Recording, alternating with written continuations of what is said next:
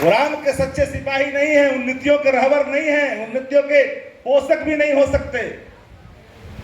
दुनिया में सनातन धर्मों की सबसे बड़ी जमात होने के बाद सनातन सिकुड़ता जा रहा है, इसलिए कि सनातन धर्मों पर सनातनी फांसीवाद थोपा जा रहा है। हम लोग सनातन मानने वाले लोग हैं, हम अपने धर्मों से विमुख नहीं हो सकते, लेकिन धार्मिक व्यक्ति वही है जो संविधान में अधिकार दिया गया है, जो दूसरे धर्मों का आदर करता है। संविधान क्या कहता है?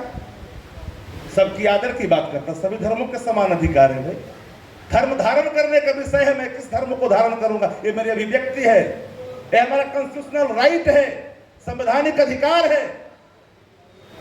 हम पर कोई थोप नहीं सकता, जबरन हम वो किसी धर्म को धारण करने के लिए दबाव नहीं बना सकता। संविधान में यह भी ताकत दी गई है।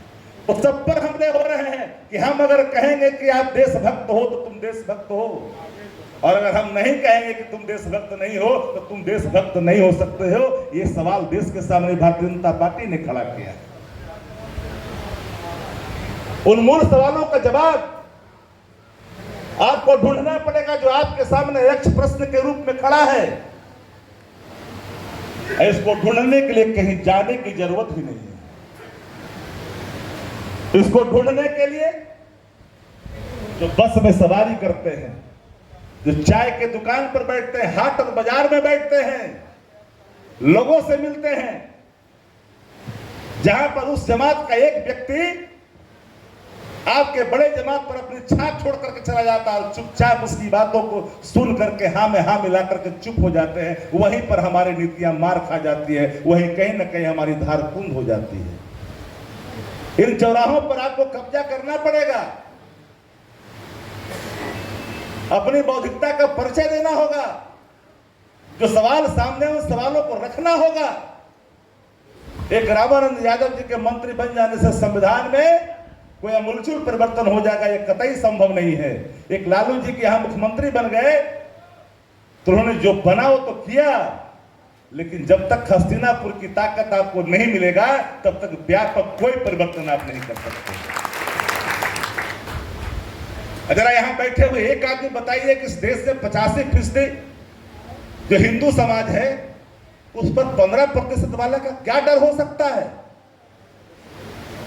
जब हम 85 आदमी एक पक्ष में खड़े हैं और हमको भय दिखाया जा रहा है 15 व्यक्ति का, इससे बड़ा दुर्भाग्य क्या हो सकता है? और हम कहां जा रहे हैं?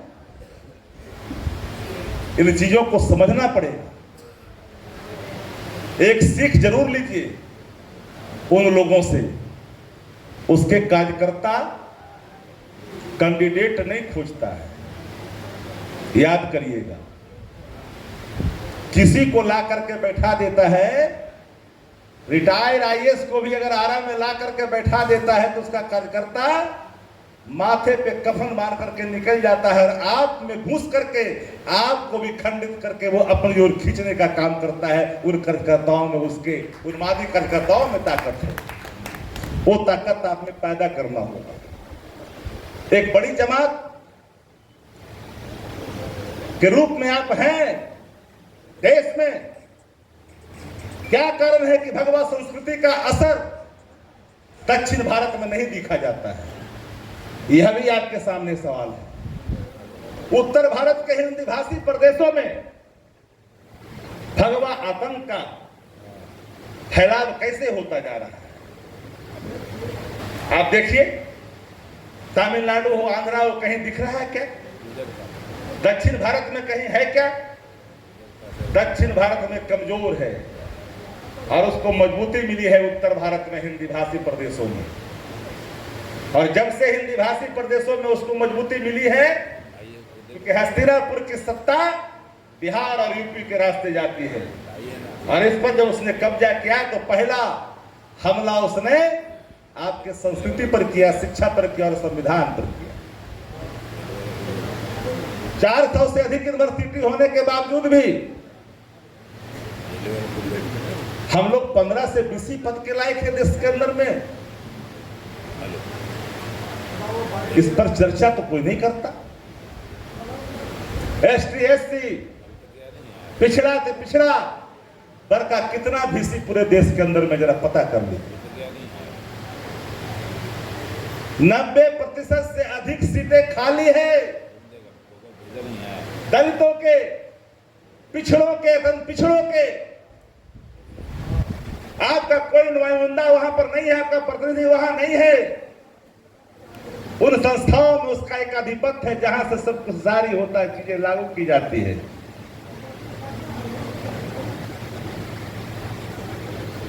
चार वो अगर कोई मंत्री एक जात का बन जाए बिहार के अंदर में तो जातिवाद की संज्ञा दी जाती है।